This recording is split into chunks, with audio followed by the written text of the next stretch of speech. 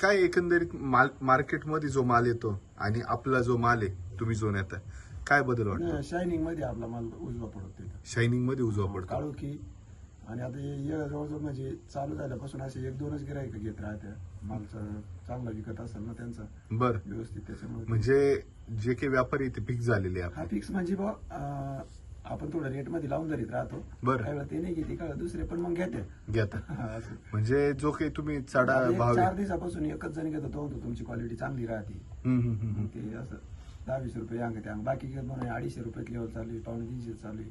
आज आपली त्याची त्यानं 340 रुपयांनी पैसे दिले आपल्याला. म्हणजे 90 रुपये जास्त भेटले आपल्याला. 90 म्हणण्यापेक्षा 70-80 रुपये तरी जास्त. 70-80 रुपये जास्त भेटतात. जो काही चढा भाव भेटतोय आज समजा याआधी आपण हा जो काही परिसर आहे आपला पिंपरी झालं किंवा ओझर झालं, हा शक्यतो करून द्राक्ष बाग किंवा तरकारी पिकं आता आपण घ्यायला लागलो.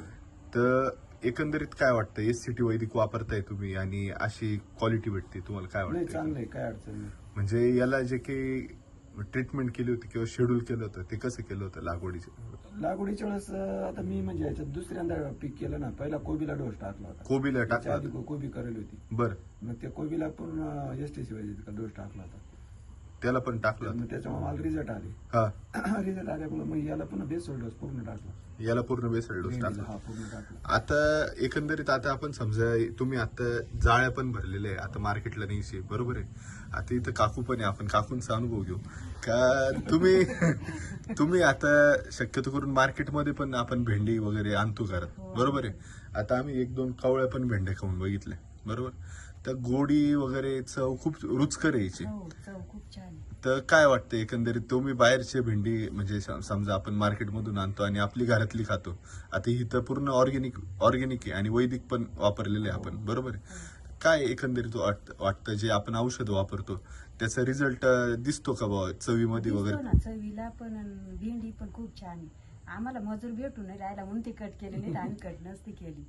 खुडायला आम्हाला दिवसाला जास्त 5 जाळ्याचं पोरं गागून राहिले, जाम झाले तर बुवा असं. एक दिवसाला 5 जाळ्याचं नुकसान झालं आमचे कट केल्यामुळे. कट केल्यामुळे हा, नाही तर 5 जाळ्याचे बीज अजून वाढले असतात. शेंडे मारले तुम्ही त्याच्यामुळे, एक झाडच कट करून टाकलं. एक झाड अल्टरनेट झाड कट करून टाकलं. अल्टरनेट काय म्हणजे जवळजवळ ते म्हणजे खुडायलाच नाही आवडत. 17 गल्ल्या आहे ना, 17 गल्ल्या एक आड एक पूर्ण कट करून टाकल्या. म्हणजे बापरे. इकडेच ठेवलेली, निम्म्याच भेंडी कट केली आणि म्हणजे निम्म झाड कमी करून टाकलेले 10 आपलं, दिवसापासून आमचं 50 जाळ्याचं नुकसान झालं. दिवसाला 5 जाळ्या म्हणजे बरोबर आहे.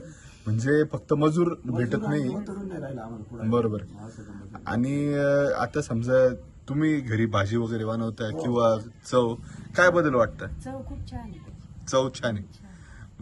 म्हणजे आपण आता याच्या आधी काका तुम्ही रासायनिक वापरत असाल, बरोबर. आता प्रमाण याच्यामुळे कमी केलं असेल किंवा वापरत पण नसेल. भेंडीला रासायनिकचा वापर किती केलेला आहे? रासायनिक जवळजवळ म्हणलं तरी नाहीच.